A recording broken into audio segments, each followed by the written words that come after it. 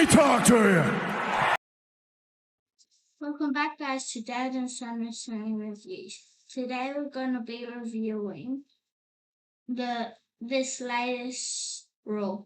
And I'm Son and that's Dad. Shout out to our Lord and Savior Jesus Christ, as we always do at the beginning of these videos.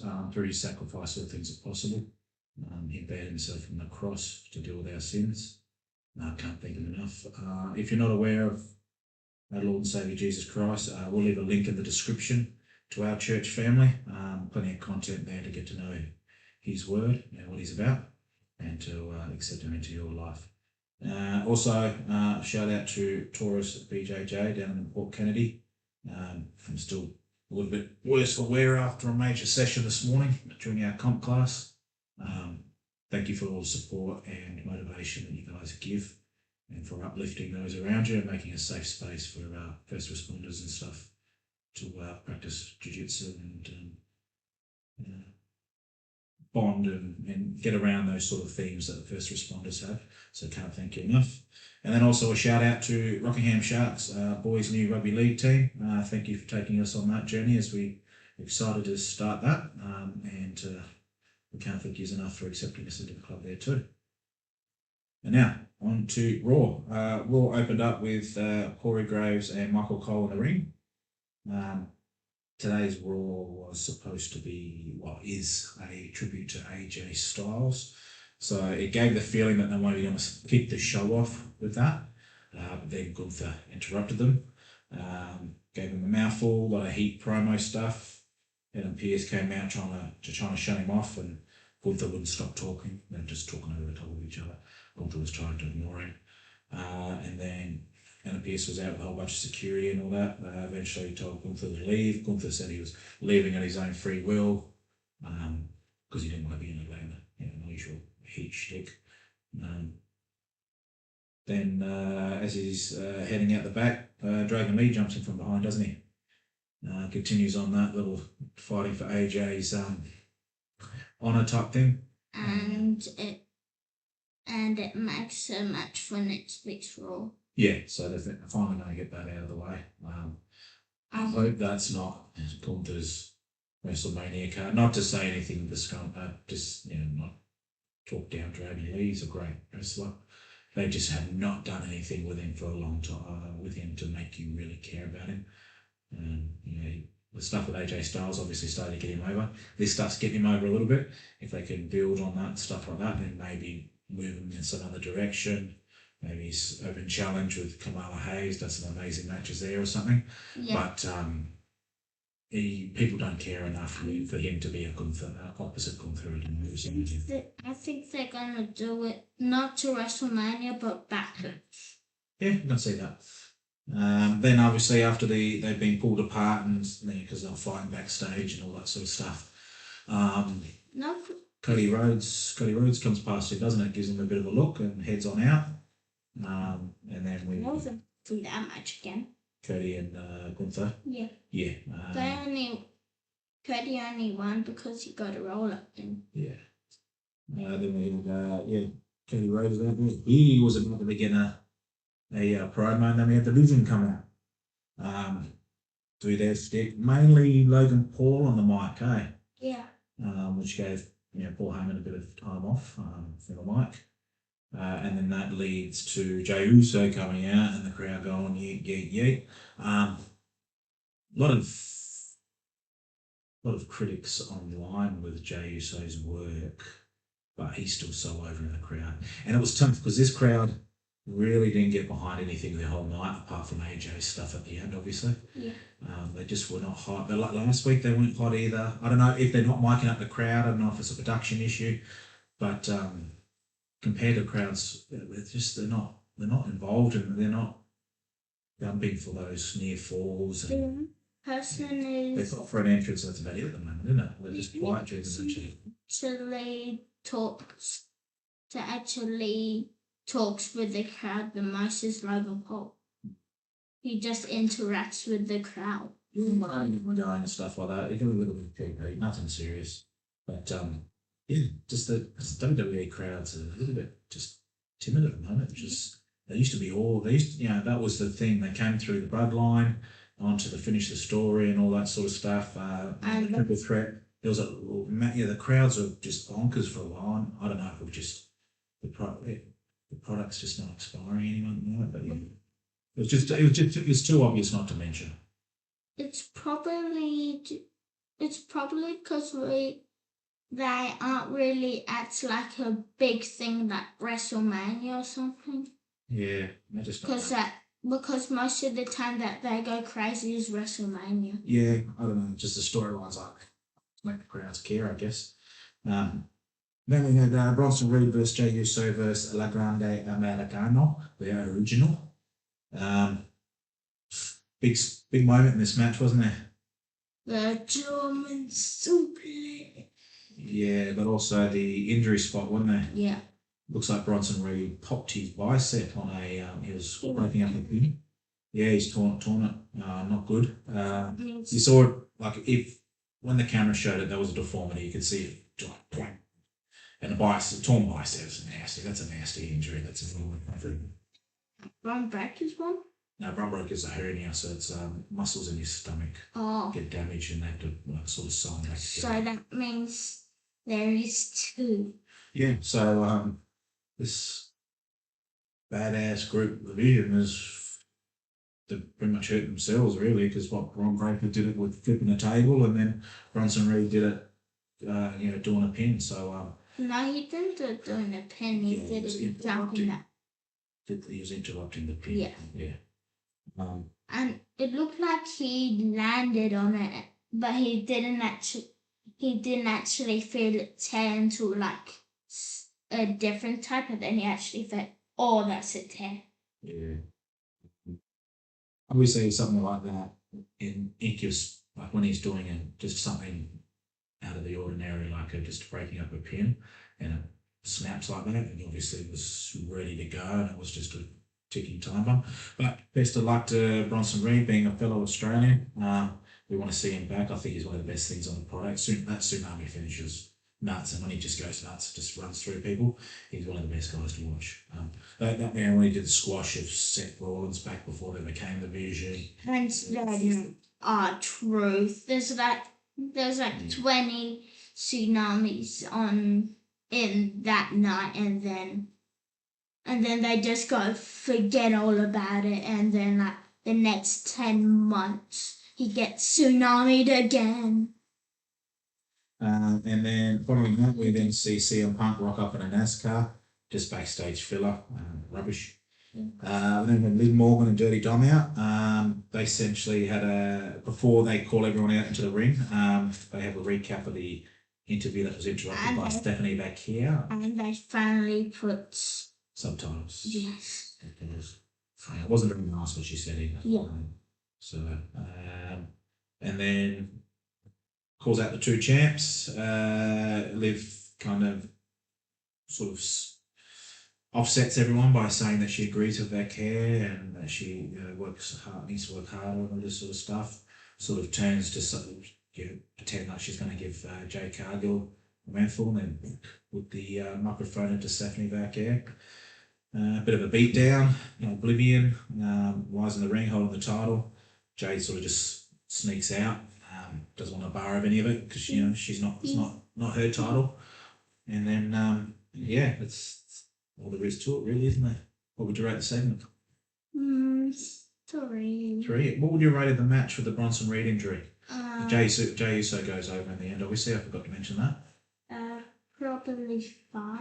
It was very awkward once Bronson Reed got injured too. It's quite obvious that Bronson Reed was meant to win this one to get into the chamber, and they were just playing on the fly, and they found it a bit difficult to get their rhythm for the first couple of minutes. Obviously, they might have thought he was hurt because a lot of people, the German people thought maybe the Germans. Like, if you were in the ring, you probably would have thought the German suplex was what injured him following the bicep tear, but it was definitely a bicep tear, so they might have been worried about the neck or something. So then after that we had Javon Evans and Offset, who's a rapper. Don't ask me.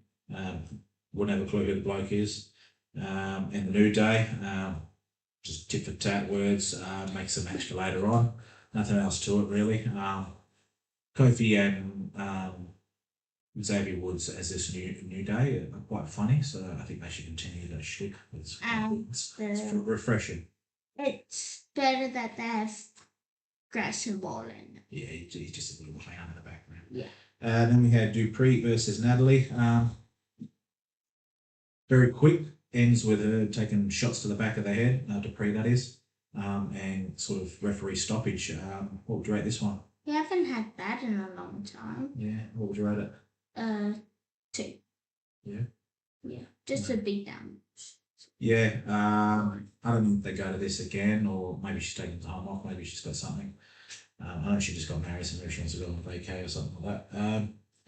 And maybe Natty looks strong. I like this Natty character. I reckon she should have been in the chamber. I reckon there should be something big for her. If you don't do the Intercontinental at WrestleMania, maybe she goes over to SmackDown and takes on Julia and they have a hard-hitting match, Japanese strong style, because I think Natty could go with that, with this new, almost, sort of underground type gig she's got going, shoot fighter type thing she's going. I think that'd be great. And Mafia. So it's the new Mafia just in WWE. Yeah, Maria Shafir. Yeah. We then moved on to, there was, as throughout the night, there was an AJ Styles tribute video. Yeah. Just other wrestlers thanking you and stuff like that. Then we had a backstage judgment, a lot of filler in this Raw still. Judgment Day segment, bit of tension between Dirty Dom and Finn Balor. I don't think Finn Balor gets the job done against CM Punk, but maybe he gets the job done at WrestleMania against Dirty Dom, and this is laying the foundation for that. I don't think that's. And then we had Trick Williams come out, promo at the entrance, over. One of the rare times of the night where the crowd was gone. They were with every word. They were, lemon pepper steppers and all that sort of stuff. His money.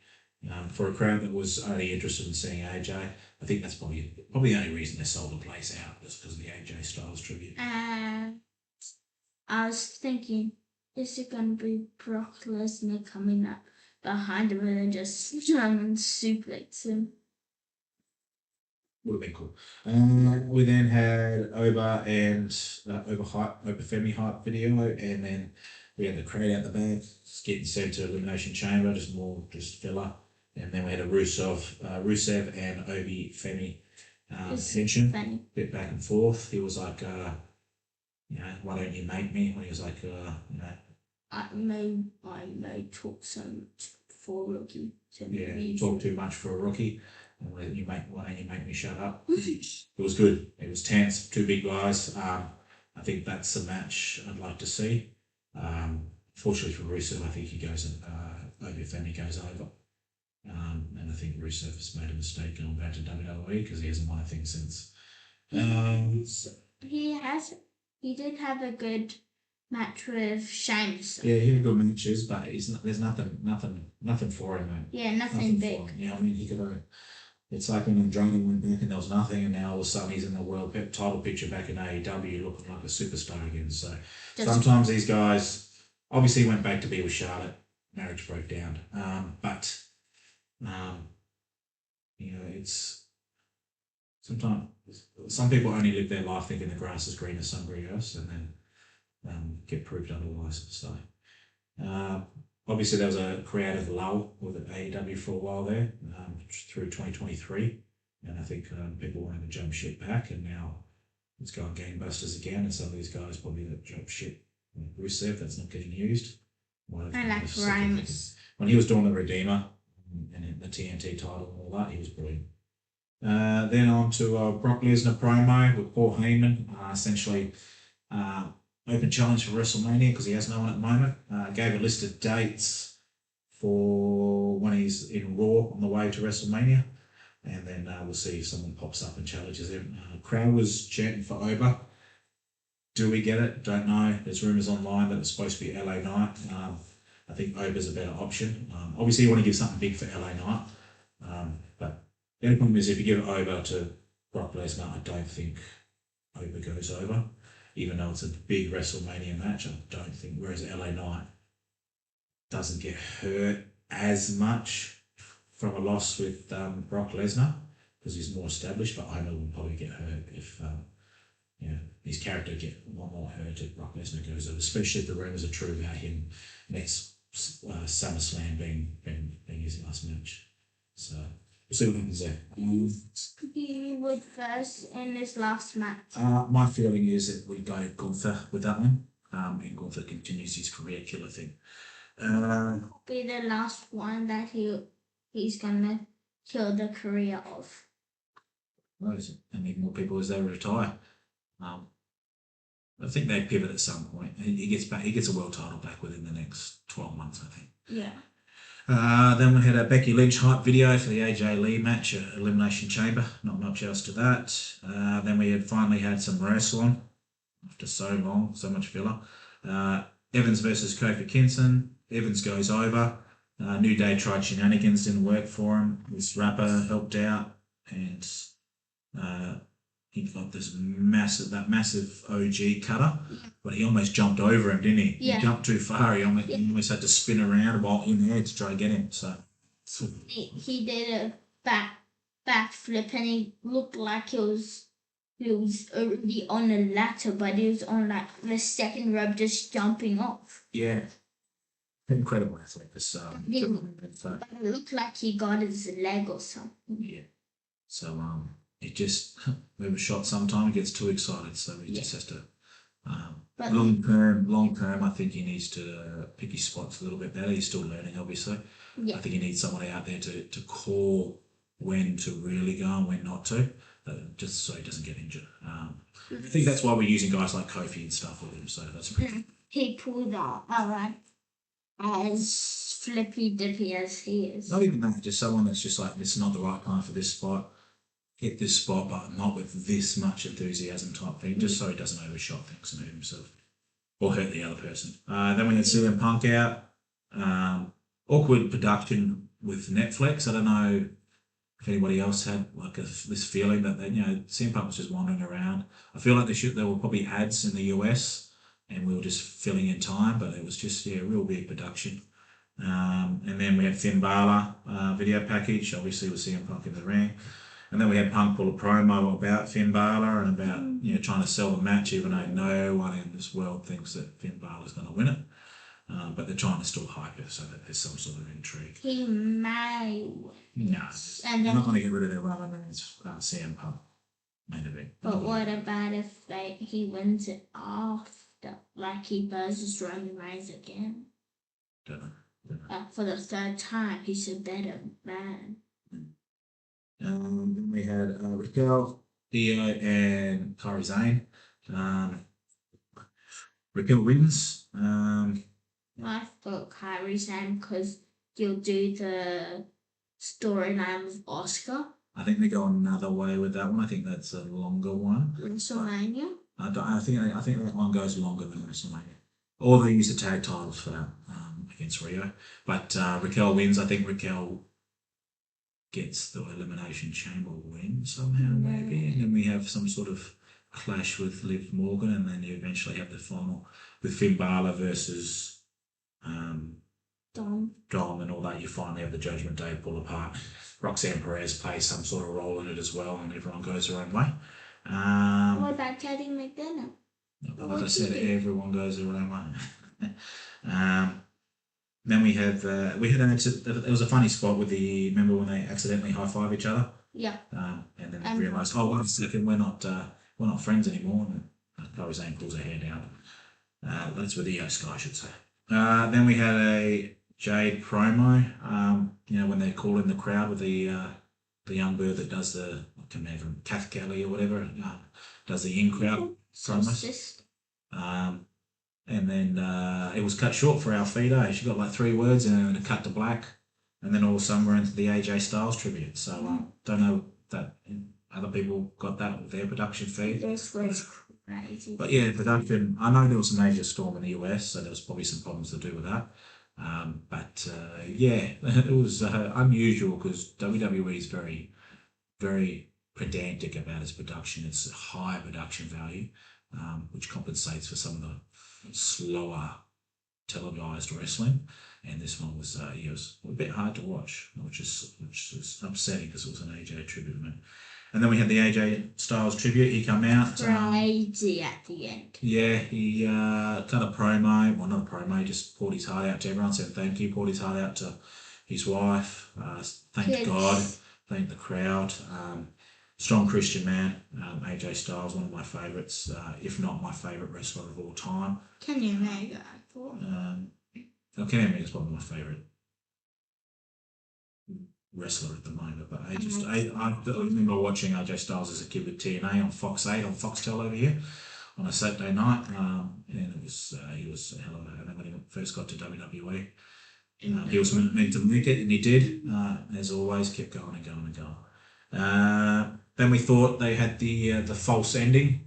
When in the crowd, when the wrestlers come out to clap and all that, I could barely see through my eyes at that point. I had a few waterworks. AJ Styles obviously meant a lot to me as a wrestling fan, growing up and watching him and believing in him.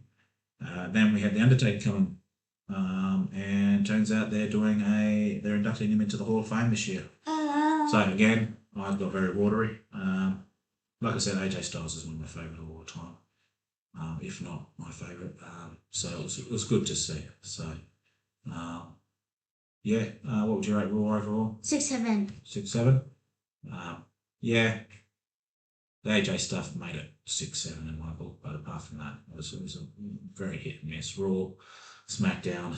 Mine too. Closely, I'm just hoping they're just treading the water for Elimination Chamber, which is the weekend coming up for us now, obviously. Because it's been hard going, hard swell getting through these WWE products for the last 3 weeks.